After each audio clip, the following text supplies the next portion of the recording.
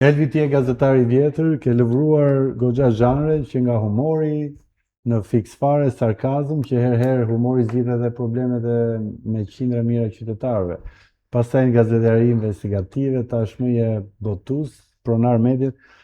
Unë mbaj mend arrestimin e Sajmir Tahirit, Ilir Beqes, Erion Veliajt dhe media, gazetarët ose një pjesë e publikut nuk ishte kaq agresiv sa që sot me Belinda Ballukun. Nga nëntori deri në mars, atë vajzë e kemi bërë telef ne gazetarët, opinionistët, një pjesë e mirë e medias, pse pikërisht një femre ne im treguar kaq brutal, kaq të pa shpirt. Ndërsa për zonjën Balluku mua më bëri një përshtypje se dosja të parit që i ra në dorë ishte Gazmenbardi dhe unë nxorët e cunguar. Dosja e timore e zonjës Balluku. Nga Spaku. Shiko, është gabim kjo nga Spaku, ta shpjegoj. Ja ta them unë. Prokuroria speciale. Ta mbaroj tezën me Belinda dhe pastaj ta shpjegoj prokurorinë speciale. Dhe ku e gjeti? Pasi nga avokatët të tjerë i bindur, ato dalin gjithmonë pasi vjen gjykatë.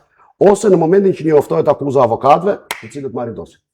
Njerëzit që nxjerrin dokumentat janë avokatë të palëve. Dhe te dosja Ballukut nuk është vetëm dosja Ballukut, po ka dhe të tjerë. Dhe te dosja Veliaj nuk është vetëm Veliaj, ka dhe të tjerë. Për më tepër, nuk kanë nxjerrë mediat e pushtetit, të cilat mbronin Erion Veliajt. Kur ishte dosja Veliajt, ata e mbronin dhe nuk i nxjerrin dokumentat. Dhe ç'bëri Gazbardi, tani merr audiencë në këto media që janë paguar dhe nga vllai kryebashkiakut dhe nuk bënin Gazi nuk nxirrte dokumentat e këtyre botuzve.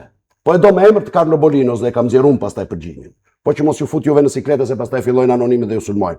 Unë kam nxjerrë përgjigjen e Carlo Bolinos të dosjes Balluku që e ka pasur në dosje Gazmenbardi dhe së publikonte. Dhe sot ekranin e Carlo Bolinos, mediat e Carlo Bolinos, atë paçavurën e atij tjetrit, mos ja them emrin, i kena hapësirë gjithë ditën raportojnë Gazmenbardi dhe gazet që si nxorrin nga përgjigjet e dosjes. Ti si gazetar dhe si qytetar